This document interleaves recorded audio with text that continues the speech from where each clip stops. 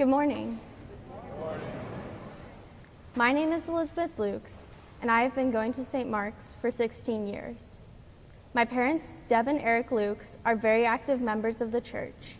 My mom is in charge of the mocks, and my dad is in charge of the lectors. I am a captain of acolytes and have been acolyting for almost 8 years. I love St. Mark's, and the people here have always been so welcoming and kind. But my life hasn't been all sunshine and rainbows. I suffer from anxiety and depression. What exactly does that mean? Well, for me, it means that I'm scared of meeting new people and doing new things, such as giving a sermon. I worry about everything I say and do. I'm not a morning person, and I struggle to get out of bed each day with my negative thoughts weighing me down. I have times of complete hopelessness, feeling that I have nothing to look forward to. My life sucks. I should die, and I'm a useless failure who is a burden to others. Not only do these disorders mess with my mind, but physically they hurt me. Panic attacks from anxiety make my heart beat faster and my palms sweaty. My vision blurs, and I'm convinced that I am going to die right then and there. Depression immobilizes me, making it a physical struggle to get out of my warm, safe bed. Depression sucks all my energy, forcing me to sleep for up to 14 hours and still feel tired. I have struggled with these problems most of my life, but for the longest time, I didn't know it, which made it even worse. I was able to compensate for my problems, so I never thought too much about how presentations made me want to kill myself, or how I always felt tired. Sorry, I lost my place. I went on with my life, going into advanced classes in math and social studies during middle school.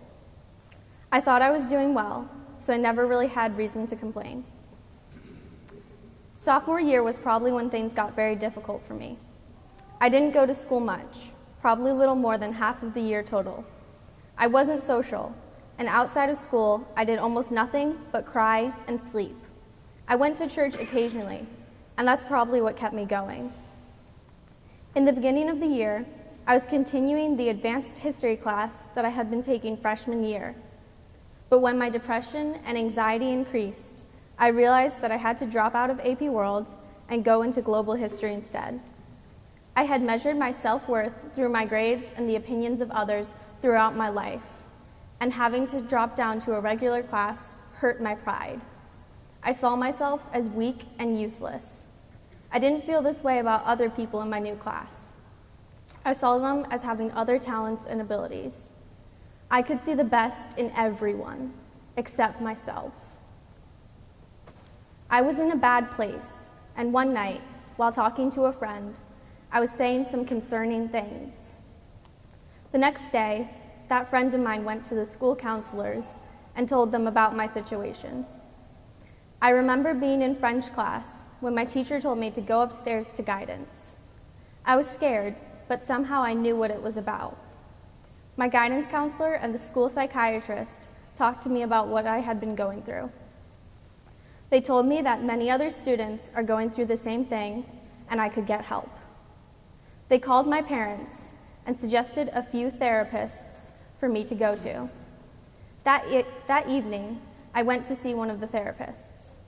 I was so anxious to see her, but she was calming, and I was somewhat able to talk to her. After months of therapy, the school got me on a 504 plan, which accommodates my disorders to ensure my academic success. Since I wasn't going to school much, I had to have homebound tutoring that extended to after the school year was over. That summer, I couldn't do much. I mostly just stayed home and watched anime. After that summer, I missed the beginning of my junior school year. Not because I was on some fun vacation or anything, but because I had gotten my first concussion by falling down the stairs one day in late August. Due to that and my mental health issues, which continued to be just as bad, I was only taking 4 classes for the first semester.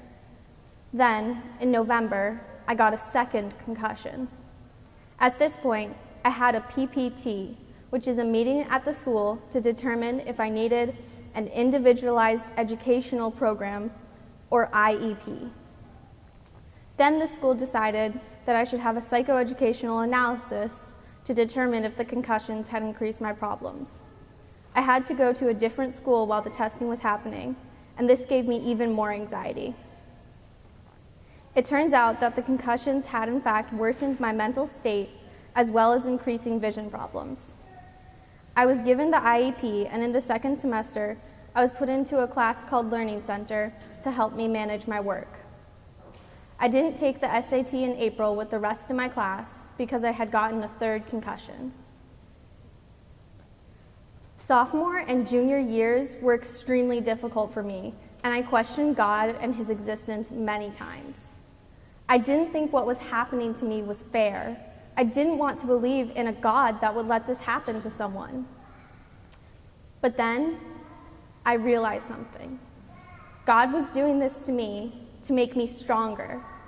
I know to someone going through something similar, it sounds so fake, and honestly, I still don't have the answers. But since I am aware of my problems, and I'm able to accept myself for my capabilities, as opposed to judging myself for what I can no longer do due to the concussions, I am doing so much better. Sure, I'm having drama with my friends. Yes, I miss my boyfriend who is away at college. But I am learning to love me for all that I am and all that God gave me. Thank you.